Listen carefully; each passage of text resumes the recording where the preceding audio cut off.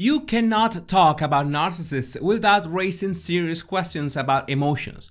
And love, being able to love someone, is something that most people think that it's easy to figure out, that narcissists simply cannot love. But the reality is a bit more complex than that. And the problem is when some people think that you can be happy with a narcissist, or they can be fixed, or they have spent years with one with no issues. The best way to understand these circumstances is to take a look at what is going on inside the narcissist's mind. And this video is going to have 3 parts. The narcissist's missing piece, what are transactional relationships, and can you be truly happy with a narcissist? Welcome back, my body language buddies. My name is Jesus Enrique Rosas and I'm the body language guy. It will be great if you join us by just liking this video, subscribing and hitting that bell. Let's get down to it. Number 1, the narcissist's missing piece. When we question the ability of a narcissist to feel true love, we have to establish that real love cannot exist without affection,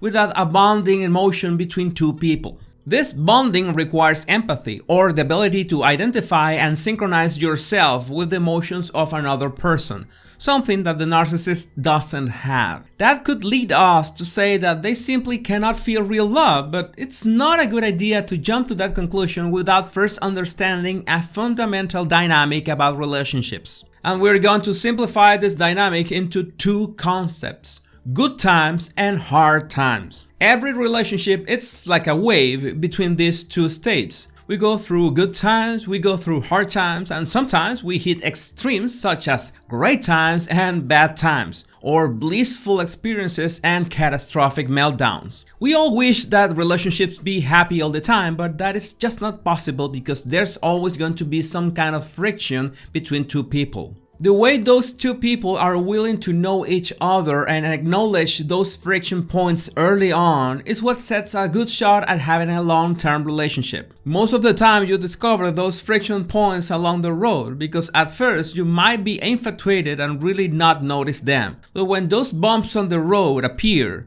it's empathy or understanding each other's emotions and points of view that let you negotiate those conflicts. When I talk about friction, it can be anything from I like pineapple pizza and you consider it a crime, to I like doing business and you like to help communities, or I don't want to have children and you want the whole basketball team. It can be anything from desires to preferences to goals in life, anything. We need to be sure of what we want for ourselves and at the same time have the empathy to understand what our partner wants. And that's where narcissists fail, because they first and foremost care about themselves. They got no empathy to truly understand or identify you as a human being with emotional needs. But you might have experienced having a relationship with a narcissist that wasn't that bad, or know someone that seems okay with being in a relationship with one. That's why it's important to understand that narcissists can be kind of stable in what we call transactional relationships. And that's point number 2. A transactional relationship means that one or both of the parties are on it only for their own benefit. A classic example that has existed for centuries but lately has become a meme is the sugar daddy and the trophy wife combo. It's a relationship between 2 people that only do things to maximize their own benefit, but there's no real emotional connection between them. If both of them are aware of what they are getting into and consent to that transactional nature, then there should be no problem. That's not illegal or anything, only don't expect to have many blissful moments. In fact, it's really common to find couples that choose to remain together even years after there's no sign, nothing left of their original love. A healthy, loving relationship degenerates into a transactional one. What does all this have to do with narcissists? Well, they excel at transactional relationships. That's the only way that they can have something close to normal with another person. The huge problem is that the narcissist will make sure the other person never knows that it's a transactional relationship. That's why narcissists are so charming at first. They love bomb you and make you feel in 7th heaven, so you will have absolutely no doubts that this is the real thing. You will feel like Bjork in that Spike Jonze video clip. You will feel loved, but the narcissist does this only because they need something in return. Your admiration, your affection, sex of course, attention, time, because those are things that they desperately need to fill the void they have inside. You're just a source of supply, what I call the gasoline of the narcissist. And that's why it could be next to impossible to identify their true intentions, because they will do everything right. Remember, everything is for their own benefit.